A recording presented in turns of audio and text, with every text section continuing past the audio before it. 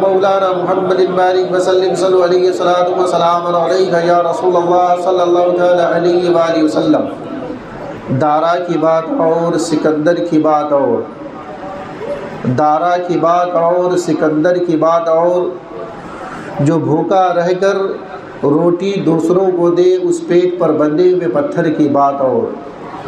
میرے پیارے آقا علیہ الصلوۃ والتسلیم کے پیارے دیوانوں، ہماری اور آپ کی گفتگو یہاں تک پہنچی تھی، آپ نے سماعت کیا تھا، اللہ کے حبیب صلی اللہ علیہ وآلہ وسلم نے ارشاد فرمایا الکاسب حبیب اللہ، محنت کرنے والا اللہ کا محبوب ہو جاتا ہے۔ جو بندہ محنت سے روزی کماتا ہے اللہ تبارک و تعالیٰ اس سے محبت فرمانے لگتا ہے، سبحان اللہ۔ یعنی پیسہ کمانا برا نہیں ہے، دولت والا بننا بھی برا نہیں ہے، اور دولت کی چاہ رکھنا بھی برا نہیں ہے۔ گاڑی گھوڑا بنگلہ ان ساری چیزوں کی تمنا رکھنا بھی برا نہیں ہے، مگر ان ساری چیزوں کے ہونے کے باوجود اللہ تبارک و تعالیٰ کا شکر نہ کرنا یہ برا ہے۔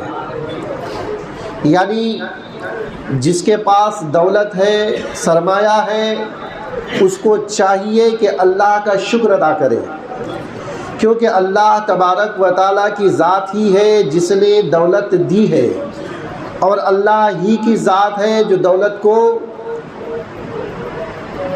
کو ختم کر سکتی ہے۔ اسی طرح سے جس بندے کے پاس دولت نہیں ہے، پیسہ نہیں ہے، سرمایہ نہیں ہے، گاڑی گھوڑے بنگلے نہیں ہے، اس بندے نے اگر تمنا رکھی تو یہ بھی برا نہیں ہے، مگر اس کے باوجود جب بندہ محنت کرتا ہے اللہ تبارک و تعالیٰ اس محنت کے بدلے میں بھی اسے ثواب عطا فرما دیتا ہے۔ اللہ کے حبیب صلی اللہ علیہ وآلہ وسلم ارشاد فرماتے ہیں کہ جب بندہ محنت کرنے کے لیے، مشقت کرنے کے لیے، مزدوری کرنے کے لیے جاتا ہے، دن بھر محنت مشقت مزدوری کرتا ہے، پسینہ بہا کر جب گھر آتا ہے وہ اس حال میں ہوتا ہے کہ اللہ تبارک و تعالیٰ نے اس کے سارے گناہ معاف فرما دیے ہوتے ہیں۔ یعنی یہ بھی ایک اللہ کا فضل ہے کہ بندہ محنت کر کے روزی کماتا ہے۔ آپ نے اور ہم میں سے بہت سے لوگوں نے گھر میں دیکھا ہوگا کہ ہم اپنے گھر میں ھذا من فضل ربی لکھ کر لٹکاتے ہیں۔ اس کا مطلب کیا ہے؟ اس کا مطلب یہ ہے کہ یہ گھر، یہ دولت، یہ شہرت، یہ بنگلہ جس نے دی ہے وہ میرے خدا کی ذات ہے۔ وہ کس کی ذات ہے؟ وہ ہمارے اور آپ کے خدا کی، رب کی ذات ہے۔ وہی دے سکتا ہے، وہی لے سکتا ہے۔ آج میں نے جس آیت کو آپ کے سامنے پڑھی ہے، سورہ جمعہ کی ایک آیت ہے، آپ نے سماعت کی ہوئی ہے۔ اللہ ارشاد فرماتا ہے فَإِذَا قُضِيَتِ الصَّلَاةُ فَانتَشِرُوا فِي الْأَرْضِ وَابْتَغُوا مِنْ فَضْلِ اللَّهِ۔ اس میں اس آیت کی بات آپ کو سماعت کرنی، وَابْتَغُوا مِنْ فَضْلِ اللَّهِ، اور اللہ تبارک و تعالیٰ کا فضل تلاش کرو، یا اللہ کے فضل سے تلاش کرو۔ یعنی جب ہم اور آپ نماز سے فارغ ہو گئے، روزی روٹی کی تلاش میں جا رہے ہیں، یہ اللہ کا فضل ہے۔ یعنی کہ جائز روزی تلاش کرنا یہ بھی اللہ کا فضل ہے۔ اب اگر ہم اللہ کا فضل تلاش کر رہے ہیں تو ہم اللہ کے راستے میں ہیں، سبحان اللہ۔ میرے پیارے آقا علیہ الصلوۃ والتسلیم کے پیارے دیوانوں، تو مایوس ہونے کی ضرورت نہیں ہے۔ کیوں؟ اس کی وجہ یہ ہے کہ ہماری اور آپ کی زندگی جو ہے یہ فانی ہے۔ چاہے دولت ہو نہ ہو، شہرت ہو نہ ہو، گھر اچھے ہو نہ ہو، آرام و آشائش کی چیزیں میسر ہو نہ ہو، مگر جب ہمارا اور آپ کا وقت مقررہ آ جائے گا تو ہماری اور آپ کی زندگی ختم ہونے والی ہے۔ مگر اس کے بعد جو راحت ملنے والی ہے، اس کے بعد جو معاملہ ہونے والا ہے، یعنی کہ روح نکلنے کے بعد جو معاملات ہونے والے ہیں وہ تو دائمی ہیں، وہ تو ہمیشہ کے لیے ہیں۔ آپ نے غور کیا ہوگا ایک شخص اس کے چہرے کو دیکھ کر، اس کے چہرے کے ہاؤ بھاؤ کو دیکھ کر، اس کے چہرے کی کیفیت کو دیکھ کر ایسا لگتا ہے کہ اس بندے کی تکلیف بہت زیادہ دنیا میں ہے، کہ داڑھی کے بال سفید ہو گئے ہیں، سر کے بال سفید ہو گئے ہیں، جھڑیاں آئی ہے چہرے پر، مگر پھر بھی چوراہے میں بیٹھ کر کوئی سبزی بیچ رہا ہے، کوئی پھل بیچ رہا ہے، یعنی کہ کاروبار کر رہا ہے، اپنے پیٹ کی آگ کو بجھانے کے لیے وہ کاروبار کر رہا ہے۔ اللہ اللہ، جب ایسا بندہ جائز روزی تلاش کرتا ہے، حلال طریقے سے روزی کماتا ہے، تو پھر کیوں نہ اللہ تبارک و تعالیٰ اسے اپنا محبوب بنا لے۔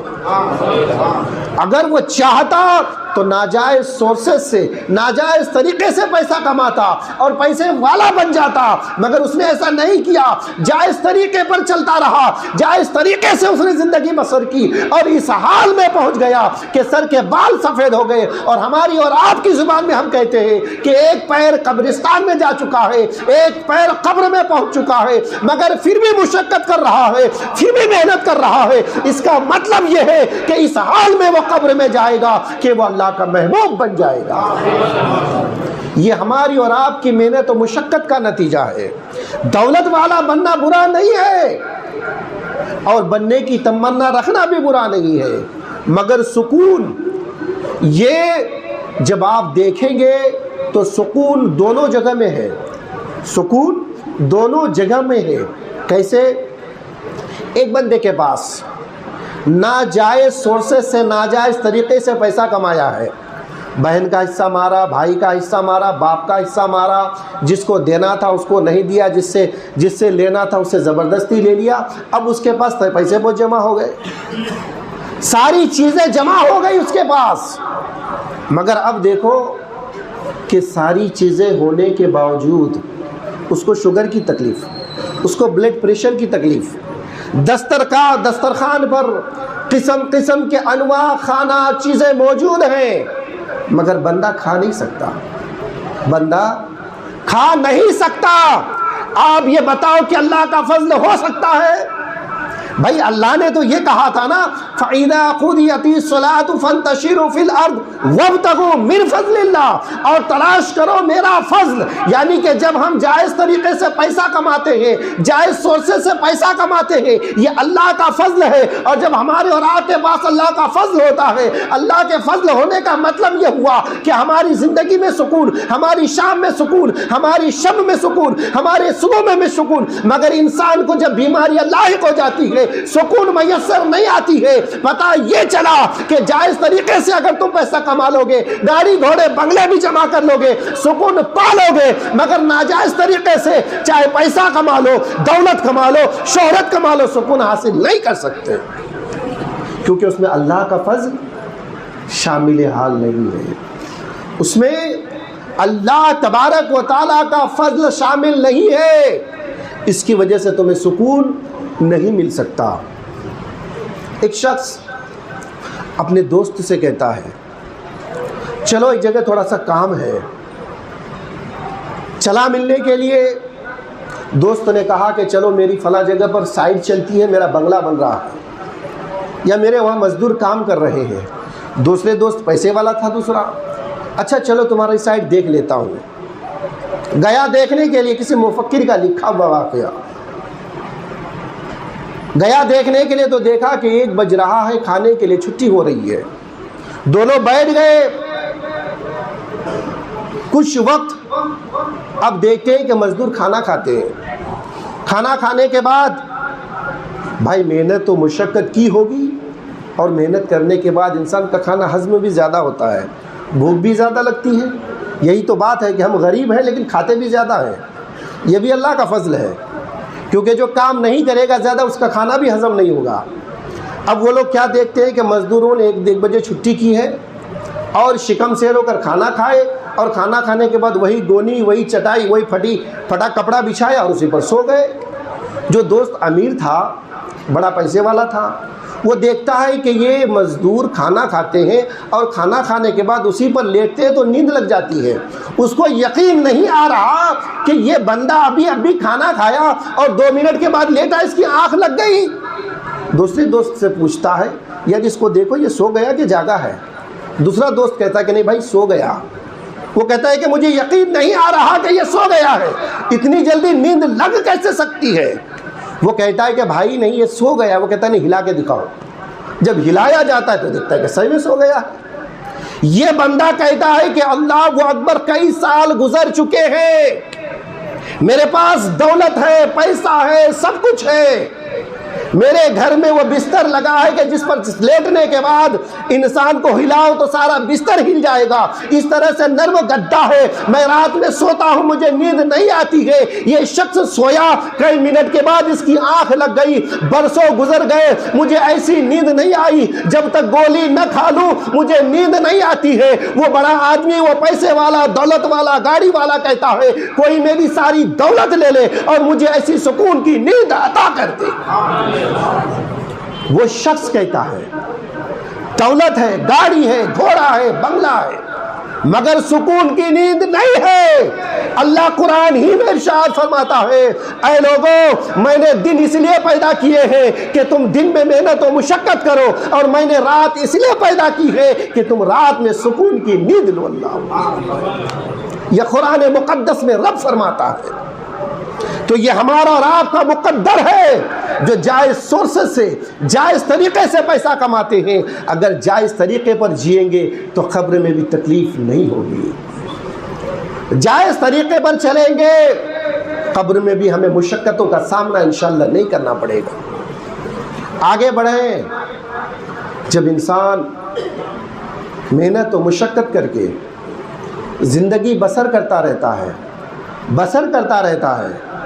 اللہ تبارک و تعالی کے راستے میں چلتے ہوئے اپنی زندگی ختم کر دیتا ہے، اب حشر کے میدان میں جاتا ہے۔ وہ حشر کے میدان میں جانے کے بعد جب اس کا سامنا ہوتا ہے اپنے رب سے، رب کے سامنے جاتا ہے، اور رب کے سامنے جا کر جب حساب و کتاب ہوتا ہے، اللہ تبارک و تعالیٰ کے سامنے بندہ جاتا ہے، اور جا کر جب اللہ تبارک و تعالیٰ اس سے پوچھتا ہے اے میرے بندے تم نے میرے لیے کیا کیا؟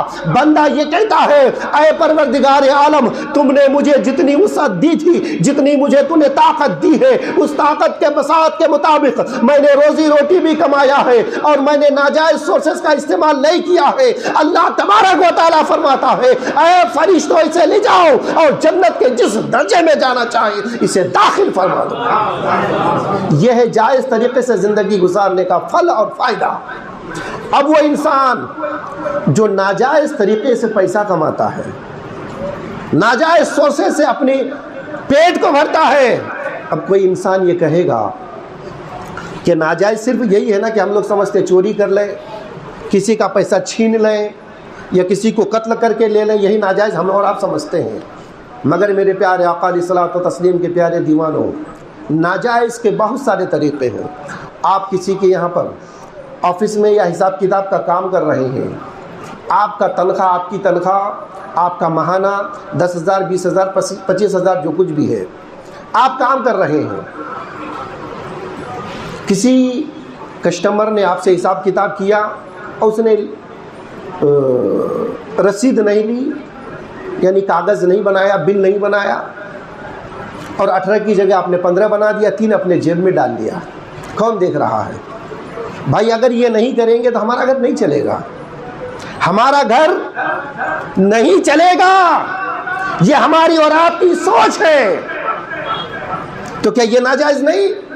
آپ 15,000 کما رہے تھے، 20,000 کما رہے تھے، آپ کا گھر چل رہا تھا، مگر وہی 2-3 ہزار کے لیے آپ لکھنے میں زیادتی کم و بیشی کر رہے ہیں، اور آپ سمجھ رہے ہیں کہ کون دیکھ رہا ہے؟ میرے پیارے آقا علیہ الصلوۃ والتسلیم کے پیارے دیوانوں، آپ کا رب دیکھ رہا ہے، آپ کا خدا دیکھ رہا ہے، جو 10,000 20,000 میں آپ کے گھر کی کفایت کر رہا تھا، آپ کا گھر خوشحالی سے چل رہا تھا، مگر 2-4 ہزار کی کمائی بڑھانے کے لیے آپ نے اپنے ایمان کا سودا کر لیا ہے، آپ نے دیانتداری کا سودا کر لیا ہے، آپ کے گھر سے برکت ختم ہو جاتی ہے۔ آپ کے گھر سے برکت اٹھ جاتی ہے۔ تو میرے پیارے آقا علیہ الصلوۃ والتسلیم کے پیارے دیوانوں، یہ بھی حرام ہے، اسی سے ہمارے اور آپ کے گھر کی برکت چلی جاتی ہے۔ آپ 15,000 میں ڈیوٹی کر رہے ہیں، ایمانداری سے ڈیوٹی کیجیے، اگرچہ وہ غیر مسلم ہی کیوں نہ ہو۔